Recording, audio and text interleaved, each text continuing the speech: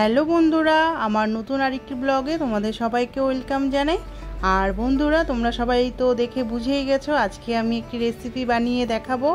আর এই দুর্দান্ত রেসিপিটি হলো আলু পটলের একটি রেসিপি।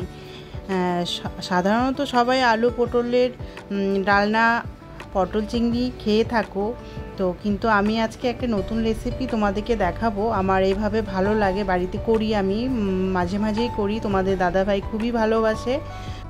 আর এই রেসিপিটা আমি কিভাবে বানাবো, কি কি লাগবে, ওগুলো সব তোমাদেরকে দেখাবো। চলো তাহলে আমি কিভাবে বানাই এই পটলের দুর্দান্ত এই রেসিপি, জিভে জল আনার মতো। তো তোমরা আমার মতো করে বাড়িতে বানিয়ে দেখো, তোমাদেরও খুবই ভালো লাগবে। চলো তাহলে কি কি নিয়েছি ওটা তোমাদেরকে দেখাচ্ছি। এই রেসিপির জন্য নিয়েছি পটল, আলু, পেঁয়াজ, একটি টমেটো আর দুটো শুকনো লঙ্কা। বেশি কিছু নেই, এগুলো দিয়ে আমি বাড়িতে বানাই। তো পটলগুলো আমি এভাবে করে কেটে নিয়েছি দেখো, আর মাঝখানে চিড়ে নিয়েছি। তো চিড়ে নিলে কি মশলাটা ভেতরে যাবে, সেজন্য চিড়ে নিয়েছি। আর আলুটা ওরকম করে লম্বা লম্বা করে কেটে নিয়েছি। আর পেঁয়াজটা গ্রেট করে নিয়েছি। আমি দুটো পেঁয়াজ নিয়েছি আর একটা টমেটো নিয়েছি, টমেটোটাও গ্রেট করে নিব। আর দুটো শুকনো লঙ্কা নিয়েছি। আর কি কি লাগছে ওটাও তোমাদেরকে দেখাচ্ছি, চলো তাহলে। আর দেখো, আমি একটা কড়াই বসিয়ে দিয়েছি, কড়াইয়ে তেল দিয়ে দিলাম। আমি রিফাইন অয়েল ব্যবহার করেছি, তোমরা সর্ষে তেলও ব্যবহার করতে পারো। আর ফোড়নে দিয়ে দিব শুকনো লঙ্কা ফোড়ন দিয়ে দিয়েছি। একটু লাল হওয়ার পরে পটলগুলো দিয়ে দিলাম।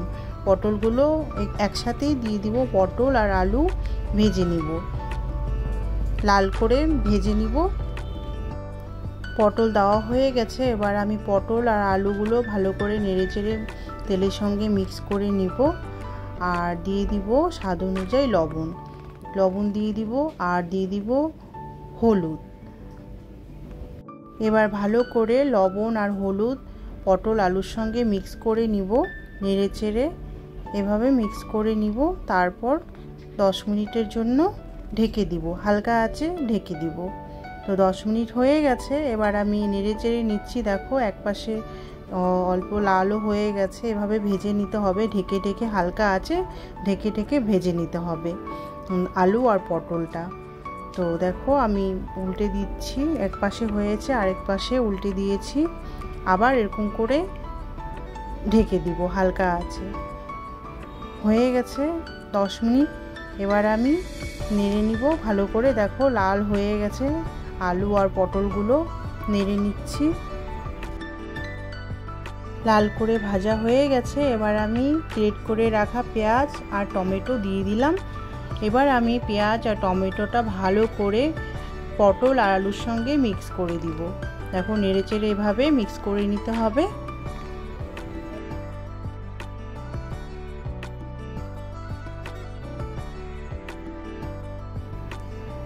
মিক্স হয়ে গেছে, এবার আমি দিয়ে দিব জিরের গুঁড়ো। আমি 1 চামচ দিয়েছি, ছোট চামচের 1 চামচ দিয়েছি। আর দিয়ে দিব লঙ্কার গুঁড়ো। এভাবে সব মশলাগুলো নাড়াচাড়া করে মিক্স করে নিতে হবে আলু পটলের সঙ্গে। এভাবে দেখো মিক্স হয়ে গেছে, এবার আমি 10 মিনিটের জন্য হালকা আঁচে ঢেকে দিব।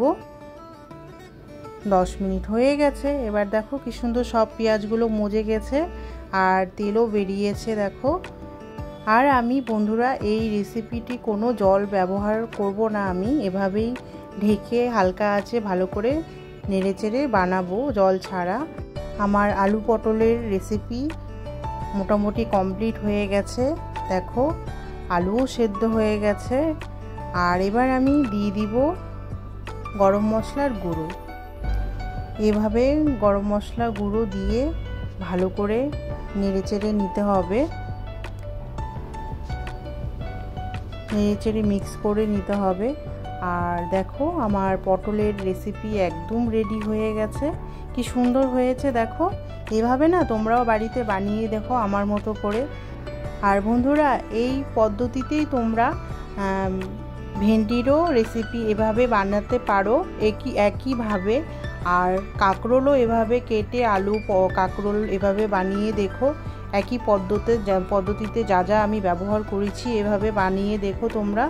সত্যি বলছি খুবই ভালো লাগে খেতে, আমার তো খুবই ভালো লাগে, আর তোমাদের দাদা ভাইয়ের তো খুবই ভালো লাগে, ও তো মাঝে মাঝেই বানাতে পারে।